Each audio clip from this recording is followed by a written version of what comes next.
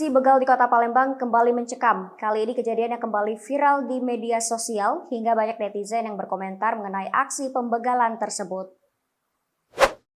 Di dalam video akun apokabarpalembang.id dituliskan bahwa kejadian pembegalan tersebut terjadi di jalan irigasi di samping Sungai Tanjung Barangan, tepatnya di Komplek P. Buhari, Kecamatan Sematang Gorang, Kamis 21 April 2022 sekitar pukul 19 waktu Indonesia bagian Barat. Nah, meter Pak Wo, aku sekarang ada di jalan irigasi Pak Wo, irigasi Tanjung Barangan Pak Wo. Ini baru kejadian Pak Wo, ini baru kejadian kena begal ini. Barusannya nih, di monitor. Nah ini, di monitor barusan yang kejadian ini.